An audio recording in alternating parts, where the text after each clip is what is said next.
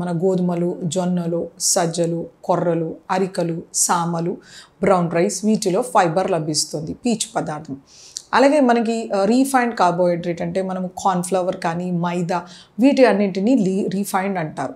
అలాగే సింపుల్ కార్బోహైడ్రేట్‌కి మనము బంగాళదుంప కానీ, రైస్ కానీ వీటిని సింపుల్ కార్బోహైడ్రేట్ అని చెప్పొచ్చు. సో వీటిలో ఇలా సింపుల్గా కార్బోహైడ్రేట్స్ తీసుకున్నప్పుడు రీఫైన్డ్ కార్బోహైడ్రేట్స్తో మన షుగర్స్ పెరుగుతాయి. సో కాంప్లెక్స్ కార్బోహైడ్రేట్ని మనం కొద్ది మోతాదులో తీసుకోవాలి. వీటిని కూడా ఎక్కువ మోతాదులో తీసుకుంటే షుగర్స్ పెరిగే ఛాన్స్ ఉంటుంది, కాకపోతే మెల్లిగా పెరుగుతుంది.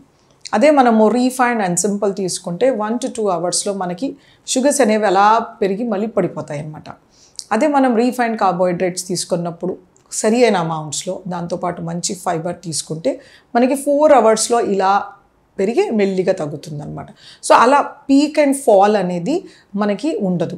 సో అలా బ్లడ్ షుగర్స్ ఎప్పుడే కానీ డయాబెటీస్ మెయింటైన్ చేసుకోవాలి. సో ఇలా మనము చిరుధాన్యాలు, గింజ ధాన్యాలు సరి అయిన మోతాదులో తీసుకోవాలి. అవి కూడా ఎక్కువ శాతం తీసుకోకూడదు. అలాగే పొట్టున్న పప్పు దినుసులు, తర్వాత ఆకుకూరలు, కూరగాయలు ఎక్కువ మోతాదులో మన ఆహారంలో ఉండేలాగా చూడాలి.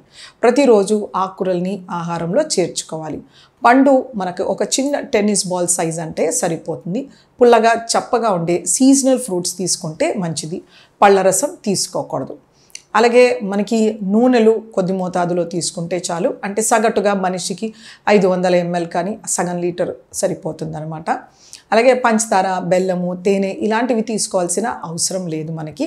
అలాగే మనము సాలడ్ వెజిటేబుల్స్ 3 పూట్ల ఆహారంలో చేర్చుకుంటే షుగర్స్ బాగా కంట్రోల్లో ఉంటుందన్నమాట.